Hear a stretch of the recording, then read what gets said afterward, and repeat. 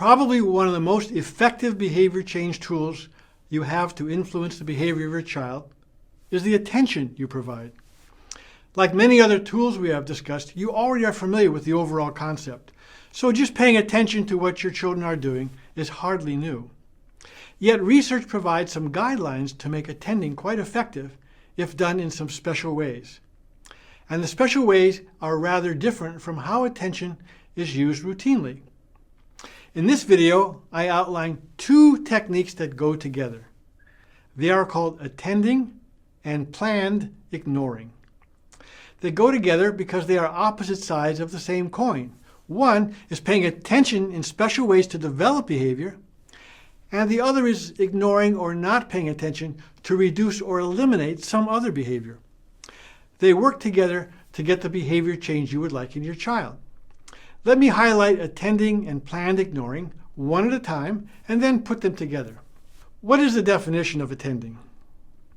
Well, attending is noticing when someone is doing some behavior that you wish to increase and then providing attention by praising, smiling, asking pleasant questions, talking nicely, hugging, or giving the child a pat on the back. I have discussed the power of praise in a separate video. Attending is a much broader category that includes praise, but more. Also, attention can be more subtle than praise. Simply paying attention to something can foster behavior, both desirable and undesirable behavior. That is, we can attend to behavior we really want to get rid of, and without knowing it, actually maintain that undesirable behavior. So it is important to distinguish attention from praise, because the effects of attention can be positive or negative. For example, let's say you are paying close attention while your child is talking about her day at school. As you listen to your daughter, it seems as if you are only in the moment and paying attention to what she is saying. Actually, the effects go way beyond that. When you pay attention, that can have a really great positive effect on her talking and confiding to you more in the future. This means that attending can work against us too. Many times we give attention to behaviors we do not want, and these can increase as well. For example, your child may be complaining about a chore or something else you asked him to do. You could continue talking and explaining. That attention actually can maintain complaining and increase the likelihood of complaining in the future. Of course, we want to be sensitive to complaints and concerns, but one also has to be cautious if you are accidentally contributing to the increase of a problem in the future. If you want to change some behavior, then attention has to be used very carefully and in special ways. What we used to practice and become aware of in giving attention only to appropriate behavior. Ones we want to increase essentially consist of catch your child being good with your attention. Attending is pretty unsystematic in everyday life. We attend to all sorts of things that merely draw our attention in the moment. As I've noted earlier in other videos, our brains are hardwired to pick out negative things in the environment. This is called a negativity bias. What this means is that when children are playing together nicely, we tend to let that go. But once they start arguing or fighting, that gets our attention and we run in, provide that attention and say, "Why can't you two get along?" Well, first, reprimands like that are not likely to work at all in developing cooperative behavior. Second, even though the attention seems negative, it could easily maintain their fighting. Attention from parents can be a great reward, even though we usually do not think of it that way. Attention can be used in a more planned way to have the effect that we want on changing behavior. So here's how to make attending effective. The effectiveness of attending depends actually on 4 conditions. First, define the behavior you want to increase. It is always a good idea to write that down just to be sure it is really clear. Second, decide on the type of attention you're going to use. This is usually praise, but you can use other things as well. Anything you do that will pay attention to the child. For example, you might even say, "I noticed that you practiced your music," or that you put away your clothes. If this attention is provided systematically and often, rather than just on a one-shot basis, the effects can be great. Third, make sure the attention is provided immediately after the behavior. Immediacy is very important. The effects of attending are diluted or lost if there is a delay. So, for example, at dinner time, if you say, "I liked how you got ready for school this morning," that will not be very effective in changing getting ready for school in the morning and developing the habit. It is better and much more effective if you say something when the child comes down to breakfast. Something like, "You just got ready for school so nicely this morning. That's really great." Delayed attention conveys that some behavior is important or important to you, and that's valuable. But for building in practice and repetition, the longer the delay in providing attention for behavior, the less effective that attention is. So the fourth condition is to attend to the behavior you want often. If you are using attention to change behavior, then we need this connection between the behavior and attention to occur frequently. Each time is a practice opportunity that will help lock in the habit. That is the big difference between effective attention as a behavior change tool and how attention is usually used in everyday life. The usual use is fine. We attend to things all of the time. But to change behavior, we need to have the child behavior connected with immediate attention several times. That is the part that develops the habit you like. In other words, making attention an effective behavior change technique depends on providing immediate attention and often attention. Let us go through the same example considering how to use attending effectively. First, you have selected playing cooperatively as the behavior you want to increase in your children. Well, what does playing cooperatively look like? You need to define playing cooperatively. That might be playing in a calm, peaceful manner and with no bickering. Second, we need to select what kind of attention to use. You could praise, hug, look at them, or ask them questions about what they did and give them some high fives. You do not have to use just one kind of attention, and you do not need to use the same one each time. That part's very flexible. Now you actually provide attention while they are playing cooperatively and give the attention immediately. That is the third ingredient. Going back to our pre-dinner playtime scenario, if you acknowledge your child for playing nicely right when you notice it, then you could prevent bickering from occurring later.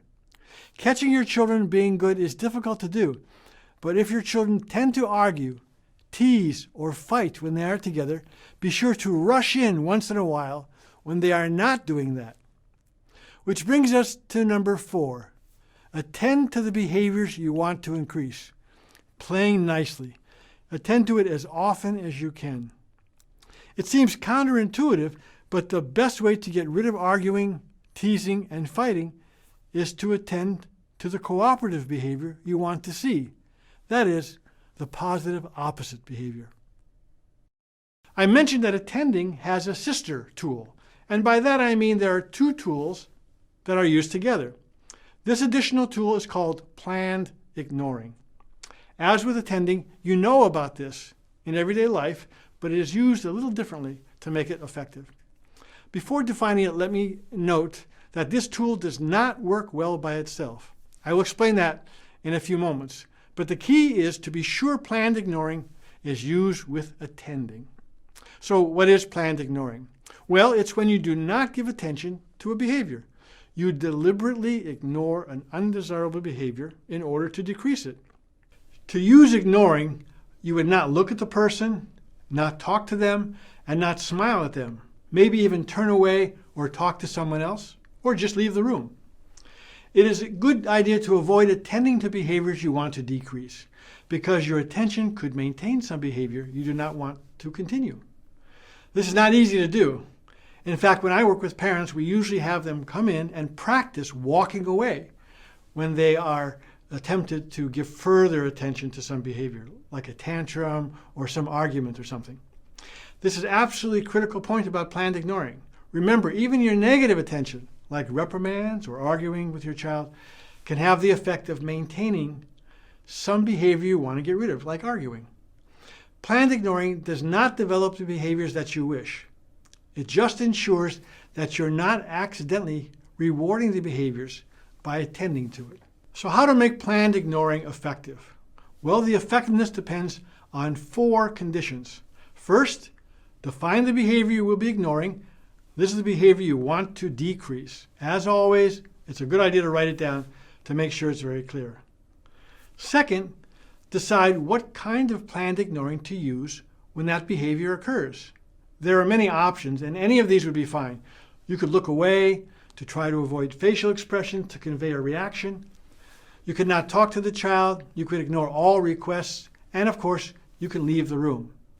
Third, try to be consistent and use planned ignoring whenever that specific behavior occurs that you wish to decrease. Sometimes you might not be able to do that. Things might just get out of hand, or you've reached your point where you can no longer tolerate and have to say something. That is fine, but get back on track as soon as you can and resume ignoring that behavior. Finally, be sure to attend to the positive behavior, because ignoring by itself is not likely to work. Let us walk through an example. Let us say your child whines when he wants something. First, select the behavior you want to decrease. In this case, we have chosen whining. We must define what we mean by whining.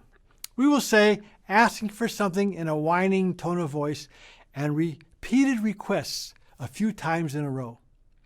Second, select what kind of ignoring to use. Walk away from your child, look away, talk to another person, and so on. It is important to have a strategy in mind ahead of time so you know what you will do in the moment when the behavior occurs. You might even want to practice what you will do with your partner or a friend.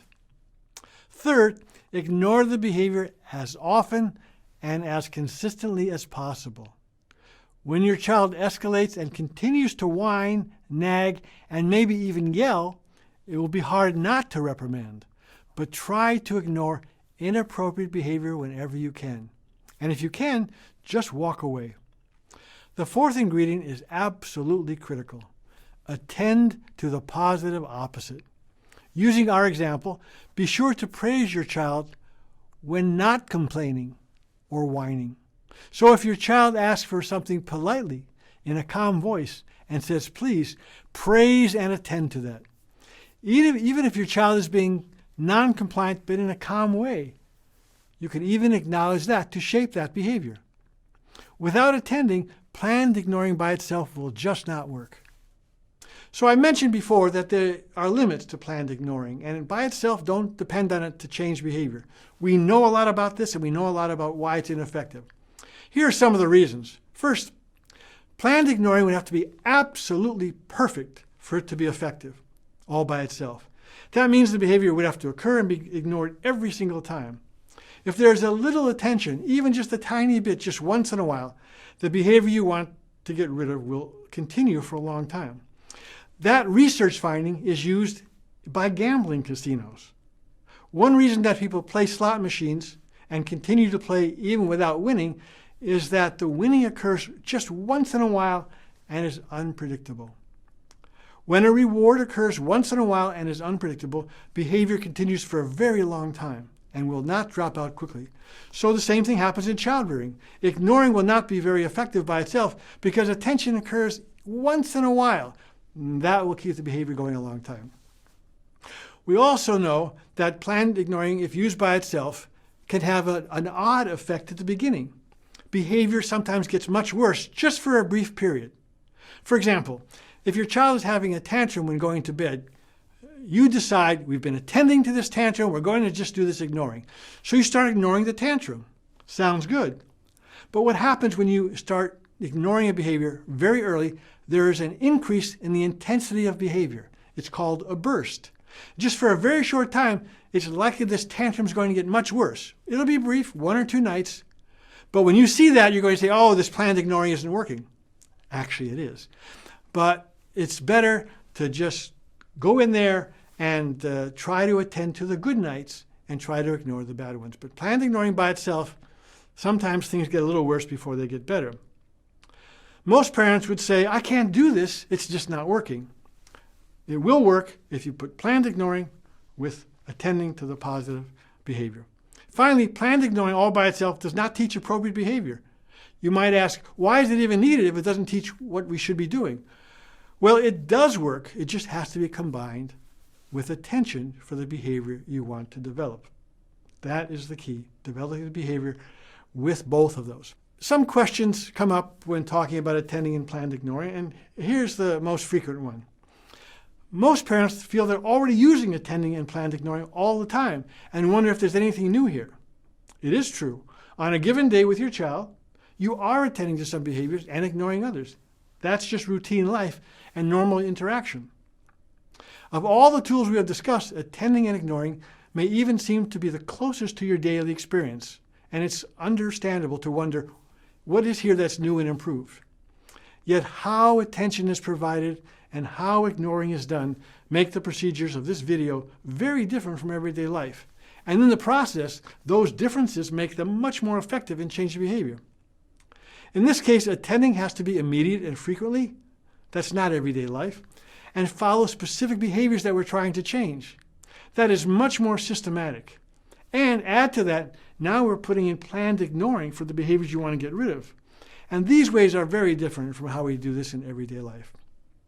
So let me close by noting that attending and ignoring are a useful set of tools you might use systematically. They need to be combined. We reinforce or attend to the behaviors you wish and ignore the ones you wish to eliminate. If there is no behavior you wish to reduce, attending is a systematic way and can be effective all by itself. This is a case where attending is close to other videos we talked about, developing positive opposites, and you might want to take a look at that video. While attending can be used and effective all by itself, planned ignoring rarely works by itself. So if you believe that just ignoring something it'll go away, this is generally false. There are many reasons, but the main one is the behavior you want to get rid of or ignore has to be replaced with some positive behavior. So attention or praise are needed to develop that positive behavior. Remember, each video discusses a tool to change behavior. This video combines two tools that complement each other. As always, our goal is to get the behavior to occur repeatedly and to be locked in as a habit. Attention can really do that, but it has to be applied systematically, immediately, and frequently for the specific behaviors you want to develop. We'll have some more tools in other videos.